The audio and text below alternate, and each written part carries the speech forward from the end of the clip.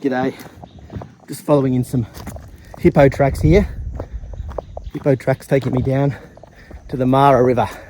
I'm in Kenya, in Eastern Africa. Got just over a month here. Look around, see what I can find. It's a really special part of Africa, a real wild part of Africa. Lots to see. Hopefully I can share a thing or two along the way.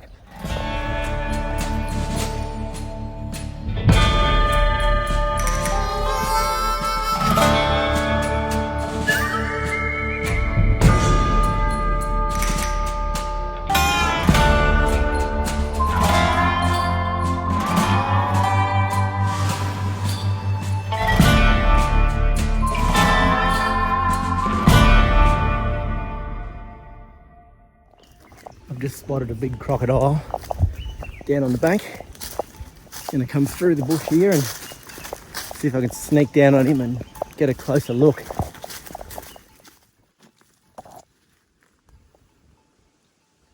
He's just down there.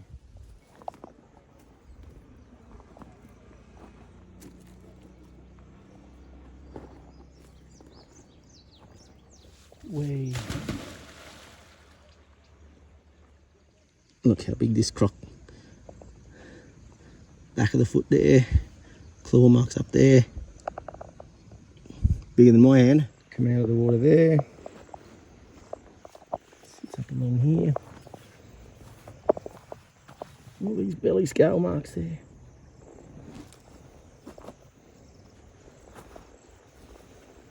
It's his favourite spot.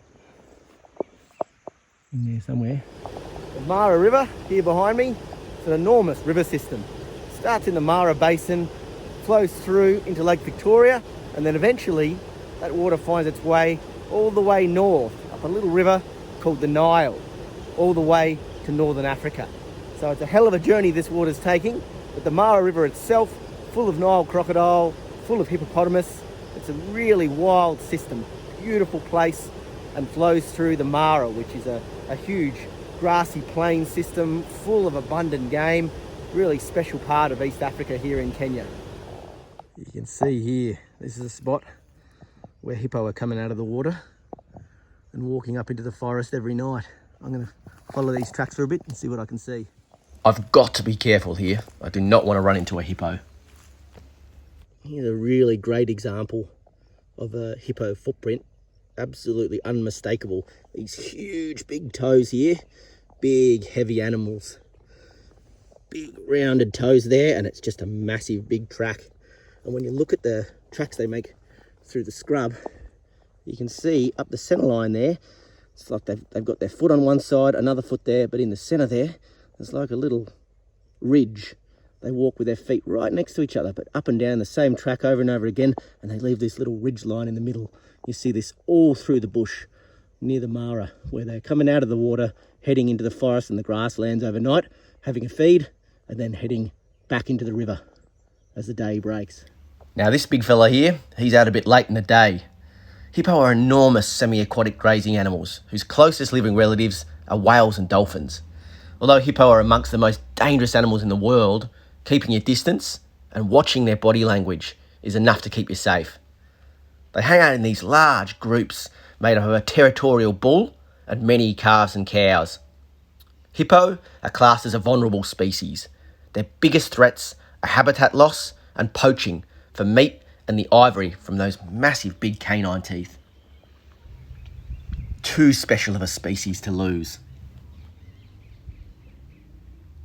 Hippo aren't the only massive animal in the Mara River. Nile crocodile congregate in big numbers at this one particular place. This is where the great migration of wildebeest and zebra cross the river on their way between the Mara Plains and the Serengeti. One of the most extraordinary sights I've witnessed was this feeding frenzy of Nile crocodile feasting on a dead hippo. Nile crocs are one of the largest crocodilian species on the planet, and to see so many big boys in one place was wild. I counted a total of 17 crocodiles in this seething pile of reptiles, all with full bellies laying on top of each other. There's more than enough food to go around. No point fighting over it.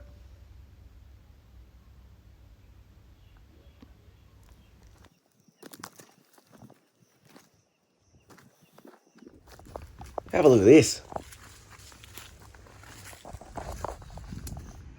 Just come across this old Maasai hut. Maasai are the local people that have been living in this part of the Mara for a really long time.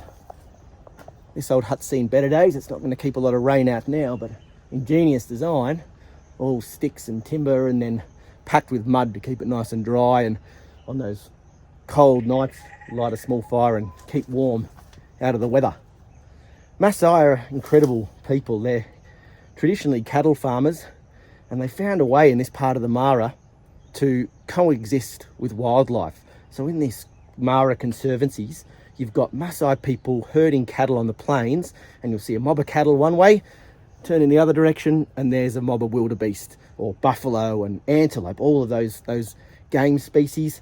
And with that comes the predators. So there's still a real abundance here of lion and cheetah and leopard and things like that. And although there is some human wildlife conflict, obviously lions can take cattle, the Maasai really look after the cattle. So during the day, there's someone watching over those cattle all the time, allowing them to graze on the plains. And at night time, they put them in temporary bomas, like a temporary cattle pen. And somebody stays awake all night watching for predators. And if anything comes, they'll make a lot of noise and hopefully chase them away. Occasionally a cow does get taken, but it allows human livelihood and wildlife all to coexist in the same area. It's a really great example of how we can live with nature, in nature, and we can still get a feed, we can still coexist, but wildlife has a place. I think there should be a lot more of it. It's a real credit to the Maasai in this region. Incredible place. One of the most fascinating human-wildlife interactions I've seen happened between this lion and lioness pair and two Maasai runners. The lion was sitting there, relaxed, next to the vehicle, not a care in the world, until out of nowhere popped these two Maasai runners over the hill. Instantly the lion behaviour changed. They went from calm to alert, and then up and off. They were sprinting as far as they could to the horizon. They didn't stop until they reached the tree line. This fear lion have of Maasai is one of the things that helps prevent wildlife-human conflict in the Mara. In the time we spent in one patch of the Mara, we got to know the pride that ruled this area.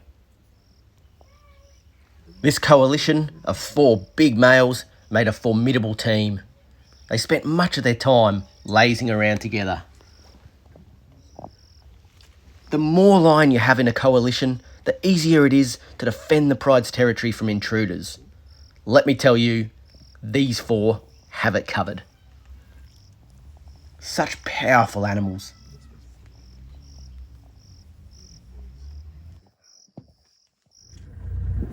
When the lioness comes into season and shows her receptiveness to a male, the long and arduous process of mating begins. The male will follow the female, often over long distance, until she is ready. He has a single-minded focus. The act of mating is a relatively quick process, but will have to be repeated over and over and over for many days. It's an exhausting enterprise. But it's a small price to pay to pass your genetics on to the next generation.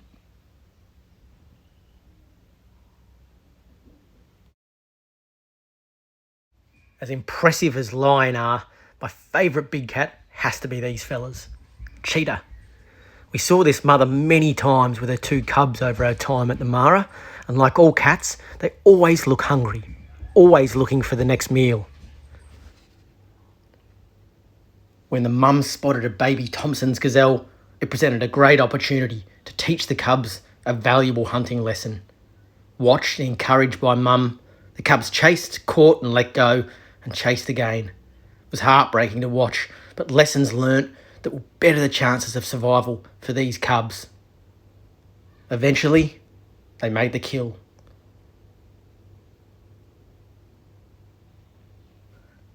Cheetah eat quick.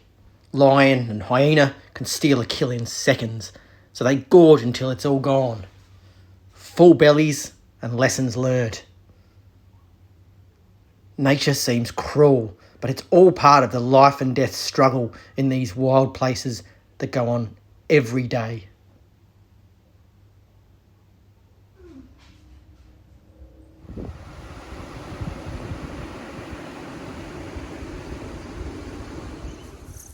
Take a look at this tree here. It's one of the most common trees in this part of Africa. It's called the magic quarry. Important tree, a lot of things eat it. Elephants will eat the leaves. Not ideal food, but they'll eat it. Giraffe will eat a bit too. But the fruit here, you can see I've already had some. Fruit here is delicious.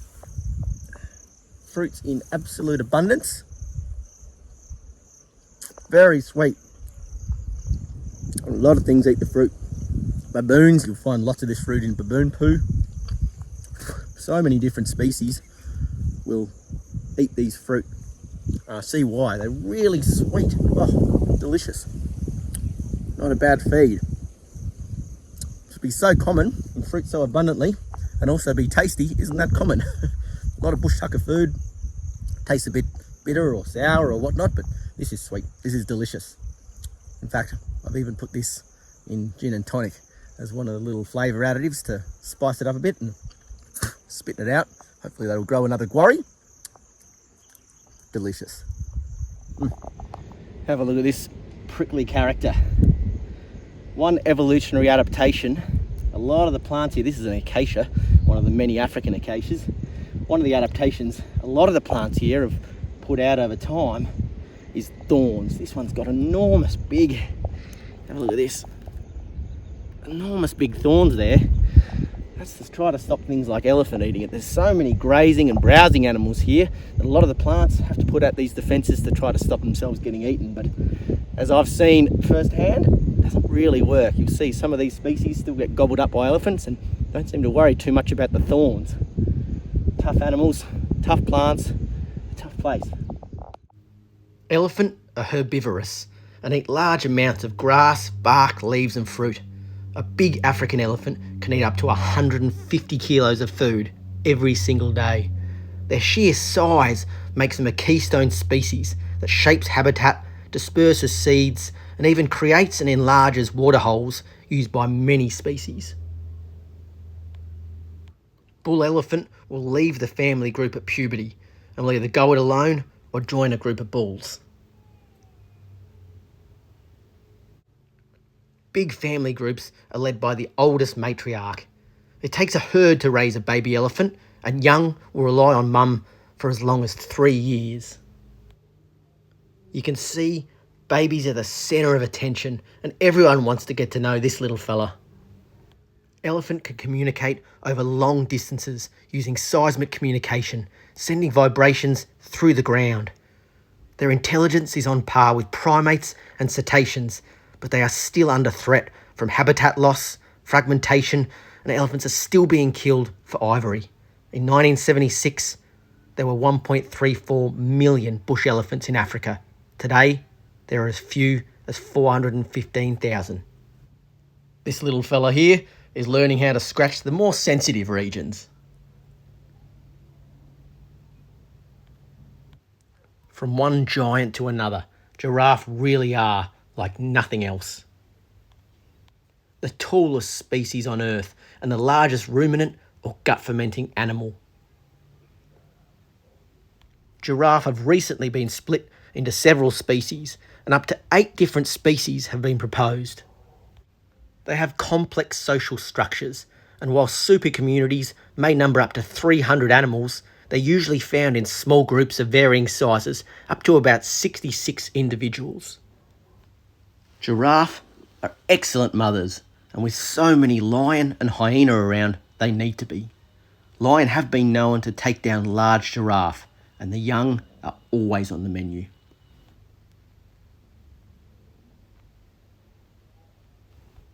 They're browsing animals, eating leaves from trees and bushes, often pruning trees to the height of their neck. Although they have enormous necks, they contain the exact same number of vertebrae as us. One of the real highlights of being in Africa was seeing so many giraffe. There really is just something about them. This fella here wasn't at all sure about the hippo lazing in the mud. What's wrong, fella? Never seen a hippo? From the big boys to one of the smallest antelope species in Africa. These are dik-dik. Dik-dik are shy and wary antelope that live in monogamous pairs. One of the favourite foods of leopard, so it pays to be on alert. Gorgeous little fella. These are banded mongoose. I never got sick of watching these playful family groups forage for insects. Here they're checking out the elephant dung, seeing if there's any dung beetles or they can get a feed. Very cute. On the plains of the Mara, you're never far from a jackal. These black-backed jackal are always on the lookout for something to kill or scavenge. One of my favourite animals that I'd never heard of are these bat-eared foxes. Those giant ears are always looking out for danger or listening for something in the grass to eat. I've always wanted to see a wild tortoise, and coming across this leopard tortoise was such a thrill. These guys love eating mixed grasses and don't even mind the odd succulent. He's not going anywhere in a hurry, but with that hard shell, he doesn't need to. It's all the protection he needs. Look at him. Beautiful little tortoise. These industrious little dung beetle make short work of their stinky meal. Some species of dung beetle can move and bury dung 250 times their own mass in a single night, and the nocturnal African dung beetle is one of the only known invertebrates that navigate and orientate using the Milky Way. Wolf spiders are always on the lookout for prey that stumbles too close to their burrow.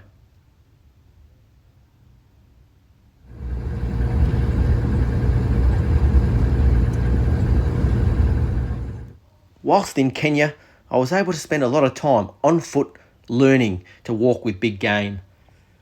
This big old rhino, he was pretty tame, so we're in no real danger here. But with buffalo, it's a completely different story. Without question, Cape buffalo are one of the most dangerous animals in Africa.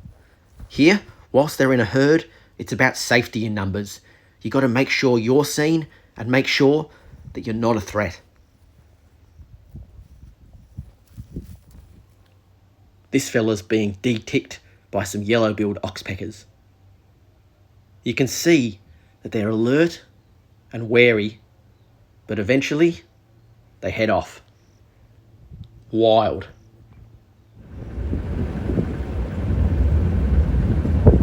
There are over 1,000 bird species in Kenya alone, and I recorded over 350. From this small enigmatic hammerkop, who makes the largest nest of any bird in the world, to the largest species of bird on the planet, the magnificent ostrich. Seeing these in the wild was something else. This boy's getting ready to breed. He's got that beautiful pinky neck. What a specimen.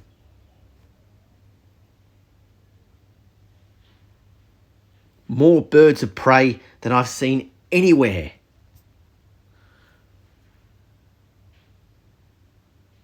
And these secretary birds were a real favourite.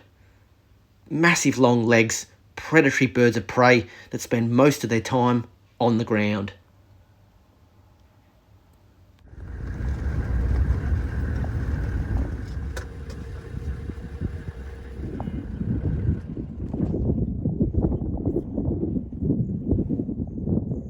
Just come across this here. I won't touch it. This poo, you don't want to play around with the poo of predators. Any meat-eating animal, you don't want to touch their poo. It's all right if they're herbivores, but this stuff, stay away from. But this poo here is hyena. I can tell it's hyena because they've got really strong jaws, really strong digestive juices rather. And when you find their poo, it's white. All of the bones digested.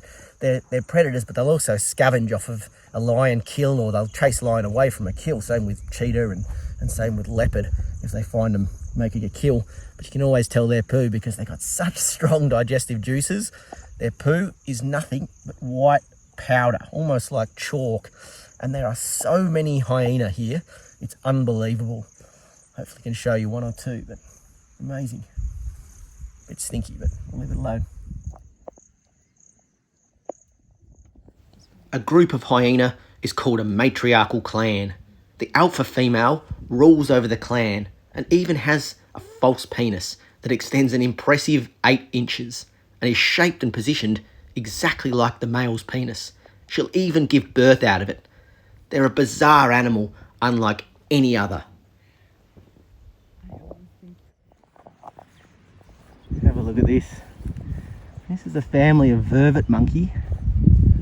Beautiful little monkeys. Live in these family groups. These fellas here are having a play or picking each other. Don't know if you can make out there, but one of the prominent features, quite interesting, is the dominant male. He has bright blue testicles. Pretty wild. He's just hidden them back away there, but these are a really common species in this part of Kenya. They're gorgeous little primates. Oh, there's his blue balls again. There's a new meaning to the term blue balls. This one over here doesn't seem too worried. Oh, I spotted that I've seen him. Look at that little black face. Gorgeous little monkeys, look at him. Not too worried. Oh, he's got a set of blue ones too. I don't want to hurt you. Here's a couple of babies. Just run around the tree. Bit cautious of me, but overall not too worried. I think they might be a bit used to people, these fellas. There's the big boy there. Oh, that's a good look at his blue balls. He's the big dominant male in this family. I'll leave him be. Now look at this. This is pretty special. Just found this little bit of stone here. This stone is called Obsidian. It's not found here on the banks of the river, although it's everywhere along the banks of the river these days. It's actually found quite a long way away from here. And this stone is a volcanic stone where that volcanic lava was flowing out of an old volcano and cooled really quickly. In this case, probably hit water. Turns to this glass-like stone. Really, really interesting bit of rock. But how it got here is the most interesting part. Pre-human hominids, over 2 million years ago, started harvesting this, quarrying it, and turning it into sharp bladed stone tools. So the pre-hominid stone tools. And then we rock up, Homo sapien, now a pretty common species on the planet. We started using it too. It breaks into really, really sharp. I mean, even today, this is still able to cut through flesh. You could open up the belly or something if you needed to, or you can make an arrowhead, any number of things. It breaks into such sharp, it's actually said it's sharper than scalpels if you break it right. It's really consistent as well. So humans have been using this since the beginning of our existence, and up until fairly recent years, hominids, Homo sapiens, us, we were still using this because it is such an incredibly sharp, hard stone for making blades and arrowheads and any number of things. So it's all through the banks of the river here, but brought here by people, and this one here has absolutely been worked by humans. Maybe my ancestors, who knows? Go back a long way. We all came from this part of Africa, so our ancestors, everyone's ancestors, would have used this very stone. Wow. Just want to quickly share with you a story, something that happened a couple of days ago while we were out walking, while I'm looking around. Ooh, beautiful bird. Following this bird sound, it's this really raspy sort of lovely bird call of a bird called the greater honey guide. Now the honey guide, fascinating bird, because humans have been on this continent for such a long time, they've evolved with humans to actually tell humans where honey is. So the way it works, We're walking through the bush. We hear this incredible call in the trees. We clock it. That's a greater honey guide. Start following that bird call. And just as we reach it, it will fly off further. We'll reach it again. It flies off. We're following it through the bush. And then eventually it takes us to a beehive. And the idea is that we'll harvest that honey and then leave the wax for it. It actually eats the wax of the bees. African honeybees, a native species here in Africa. And just amazing that this bird has evolved with humans to guide humans to honey, knowing that it'll get a food too. It'll get a good feed. Amazing bird species, and just an incredible experience to actually follow a bird and have it direct you all the way to a hive of delicious honey. Amazing. Here's the very beehive the bird led us to. How's this for ingenuity? This here is a local Maasai hive, the African honeybee. Made out of a bit of a hollow log. You can see the bees going in and out of it there. Just got it hung in a tree here. And when they're ready to harvest, they'll smoke it, get all that delicious honey. Very clever. Now, I'm going to bet everybody knows what this here is. A lot of people probably have it growing in their garden, but it's nice to be somewhere where it's actually native. This is one of the many native aloe species here in Kenya. And you pluck him. I'm sure everybody knows the medicinal qualities of aloe. Any sort of bites or anything like that. Sunburn, it's great.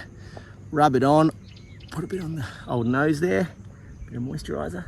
Oh, lovely. Beautiful plant. This species is particularly pretty. Not sure of its species name, but as I said, one of the many aloes native to Kenya. Beautiful. This magnificent sunset was a great way to say goodbye to the Mara and continue our journey. Here we are, the next part of the adventure. We've just flown into Kisumu, right on the edge of Lake Victoria, hired a car, and we're heading north through Kakamega, way up to the border of Uganda, to Mount Elgon National Park. Looks like a pretty wild place, and interesting thing just happened. I pulled over, needed to get a bit of money out. There was a guard outside the bank, gave us this mystery route, and apparently you chew it and it helps with your libido. So tastes a bit like sarsaparilla, but when a man with an AK-47 gives you a route and says chew this, be rude to say no. See how it goes. It was a long drive with a few unexpected turns. Day in Africa.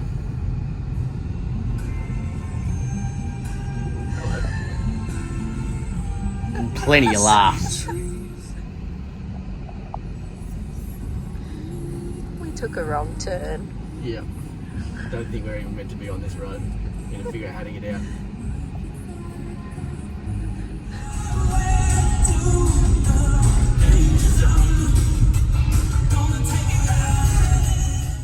On the way to our final destination, we spent the night in this treehouse overlooking a stunning wetland system home to one very unique species.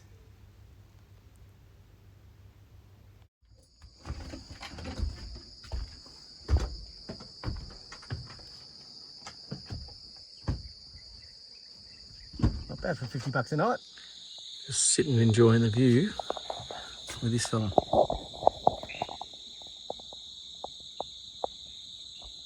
Siratunga, the world's only aquatic antelope. Siratunga spend their entire lives in and around the water. They've evolved these bizarre, massive, big, spread toes to distribute their weight over the grass and water, make it easier to live in these muddy environments. Woke up this morning and there's a beautiful Siratunga. True to form, munching in the water. These unique swamp-dwelling antelope are an endangered species, and in Kenya are restricted to a few fragmented remaining wetland systems. Drying out of swamps for agriculture has put the Siratunga under serious threat, and we have to protect our wetlands so that species like this can survive and thrive into the future. Such a unique animal.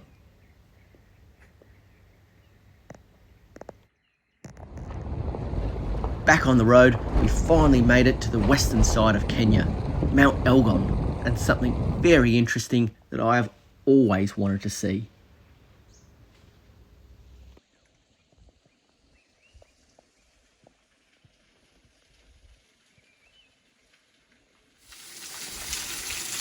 Here we are. We've made it. This is what we've come to see. We're at Mount Elgon National Park, right on the border of Uganda. And we've come to Kittum Caves. Kittum Caves, these are famous for some unlikely residents that come deep into the cave every night. Elephant and buffalo. It's the only place in the world where these elephant and buffalo, they go deep into these cave systems to find salt. The walls are lined with salt. They head in, get a good lick of salt to supplement their diet, and then head back out into the forest. We're going to head in, swap this for this, and check it out.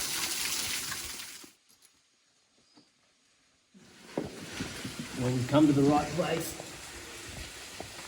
Elephant dung. Ooh. Plenty of sign all through here of elephants, so they must be coming in here.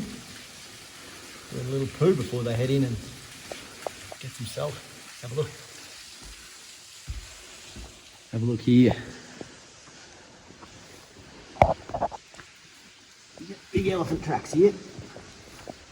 That there's an elephant track. Big as a couple of my hands. Looks like they've done some scraping here for whatever reason. Big holes and huge big elephant tracks heading this way into the cave.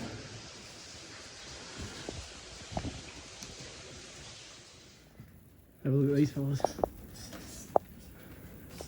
Bats. Hundreds of them.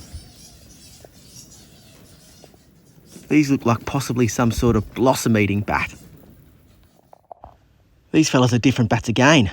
These are small insectivorous bats. And check out what's on them. Parasitic bat flies. Huge blood-sucking parasites. Although they're true flies, they've actually de-evolved the ability to fly because the bats, their hosts, fly for them. Terrifying. Look at the size of the bat fly compared to the bat. That is a scary looking parasite.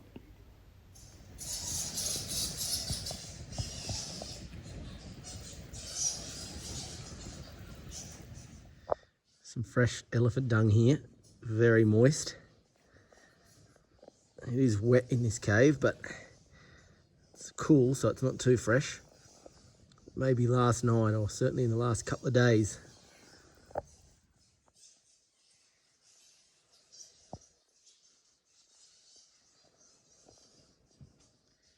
Have a look at this.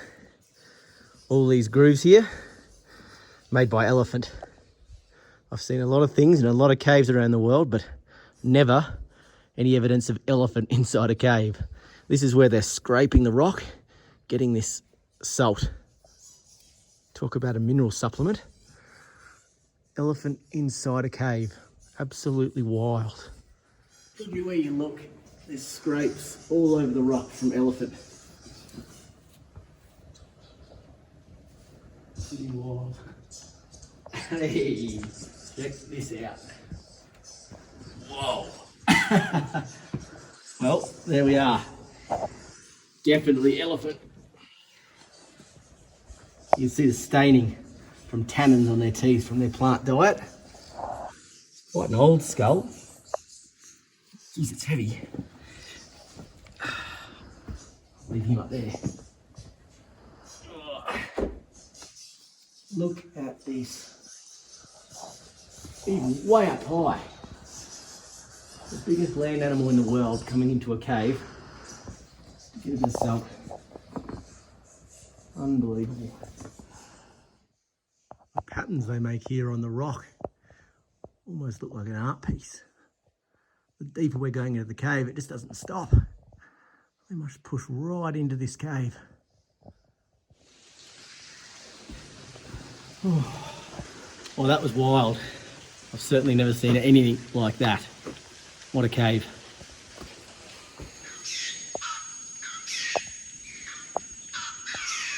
Outside the cave, I saw a bird of prey hovering overhead and heard these alarm calls from the bush.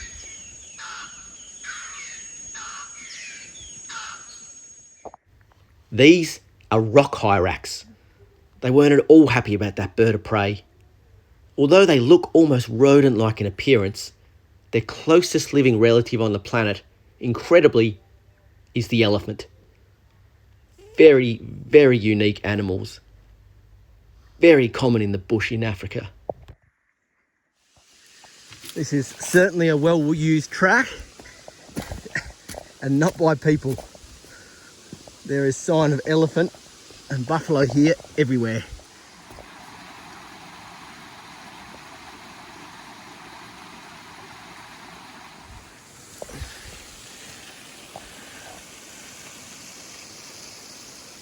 Just walked into this cave behind me, Mac and Jenny Cave, following an elephant path. Another cave worth exploring, and got this beautiful waterfall coming over the top of it. I love caves.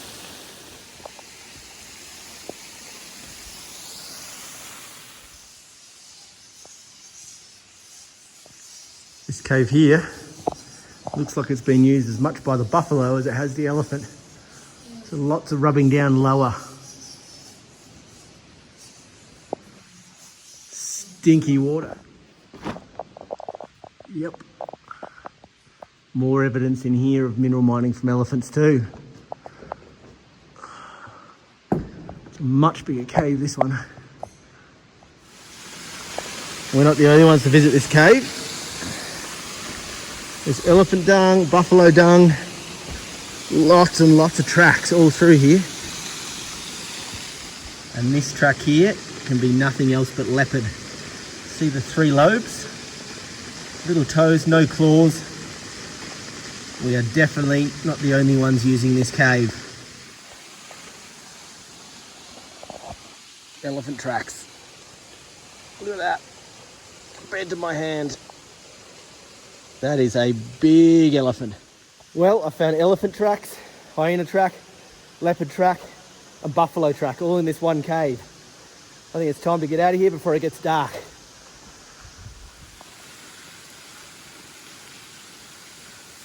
Oh no. Look at this. Poor fella. Poor old fella here. Looks like he's had a slow, painful death. He might have slipped on the rocks here and died slowly. Very, very skinny. There are hyena in the park here, but nothing to clean him up yet, so yeah, poor fella. From here, we continue up the mountain, out of the rainforest and up into these grassy highlands. Well, the track into the campsite we were trying to aim for, that's blocked. So we've pulled up the night in this beautiful clearing. I'll have to show you in the morning. It's a bit dark now, but just about to light a fire, and I thought I'd show you quickly that lighting a fire in Africa can be a bit different. Back in Australia, I'd use something like kangaroo dung or something like that to get the fire started, but here in Africa, I've got something a bit bigger. Dried elephant dung. I'm just going to pack that underneath the fire, and that should get it going nicely. A few sticks and leaves and a bit of elephant dung should do the trick nicely. Nothing better than a fire. Spotlighting that night, we came across this beautiful serval, one of Africa's many wild cats. Relative to their size, they have the longest legs of any cat in the world. Look at it. We found this giant hairy caterpillar having a good feed. These touch-me-nots, upon being touched, explode out their seeds with incredible speed and force. I filmed this in slow motion, and even then, it's too fast for the eye to see. I couldn't stop playing with these. I was like a kid in a candy store. Just before bed, we got a quick glimpse through the binoculars of a bush baby, a primitive primate species. After a freezing night, the next morning, we woke up to this. Well, not a bad view to wake up to. We've driven up and up and up, and you can tell the air's getting a bit thinner up here now. Don't know how high above sea level, but it's pretty high, and it's a balmy 7 degrees Celsius. So it's freezing cold night last night, but to wake up to a view like this, it's all worth it. Doesn't quite look like you're in Africa. Stunning. This morning we continued up the mountain and the views just got better and better. We've driven as far as the car can take us. Now it's time to get on foot. The air's noticeably thinner up here. Yesterday we were in rainforest. Today we're above the rainforest in this beautiful open rocky country. We're going to walk right to the top of Mount Elgon, and then from there we should be able to look over into Uganda. See what we can see. The track winds its way up the mountain, gets steeper and steeper, and it may not look like much, but at this altitude, every step's laborious. There's much thinner oxygen up there, and every step's a struggle to get enough oxygen. I'd never experienced anything like it, the highest altitudes I'd ever been. By the time I reached the top, I was exhausted. We were 4,500 metres above sea level, but the views across to Uganda were worth every exhaustive step.